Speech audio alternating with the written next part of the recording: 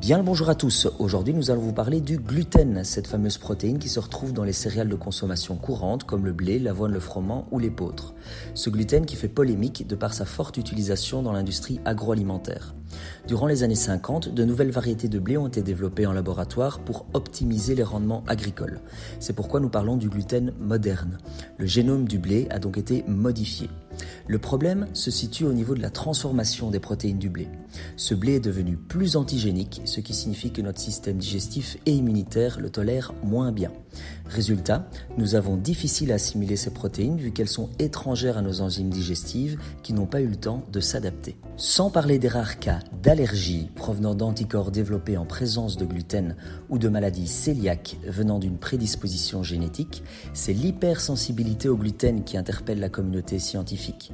Elle concernerait bientôt plus de 10% de la population. Les symptômes moins agressifs que l'allergie sont avérés et peuvent survenir quelques heures après l'ingestion d'une céréale contenant du gluten. Prenons l'exemple du blé.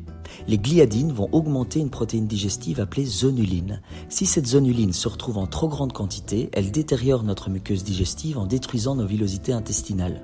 Pourtant indispensables, les villosités qui tapissent la muqueuse de nos intestins nous permettent soit de découper les nutriments pour pouvoir les assimiler, soit de bloquer des agents pathogènes retrouvés dans notre alimentation. Cette détérioration engendre une inflammation intestinale appelée colopathie fonctionnelle. Si cette inflammation intestinale est entretenue sur de nombreuses années, elle peut provoquer une porosité intestinale ayant plusieurs conséquences. Premièrement, une diminution de l'absorption des vitamines et minéraux contenus dans le bol alimentaire, induisant des carences nutritionnelles. Deuxièmement, une augmentation de l'ingestion des calories, favorisant la prise de poids. Et enfin, le passage de molécules insuffisamment digérées dans la circulation sanguine qui seront reconnues comme du non-soi et seront attaquées par notre système immunitaire en créant de l'inflammation. Cette inflammation de bas de grade s'étend sur l'ensemble de l'organisme et accélère notre vieillissement. Certaines pathologies inflammatoires comme la polyarthrite ou la fibromyalgie peuvent s'accentuer et d'autres troubles de santé comme la fatigue, la dépression ou l'anxiété y sont souvent liés.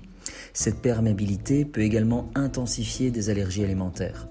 Pour toutes ces raisons, il est préférable de se diriger vers d'autres céréales dépourvues de gluten comme le riz, le sarrasin, voire d'autres féculents qui s'utilisent comme une céréale, les patates, le quinoa ou le soja. Si ce premier podcast Fit Équilibre vous a plu, je vous invite à le partager sur vos réseaux sociaux et je vous dis à très vite pour une prochaine Actu Nutri.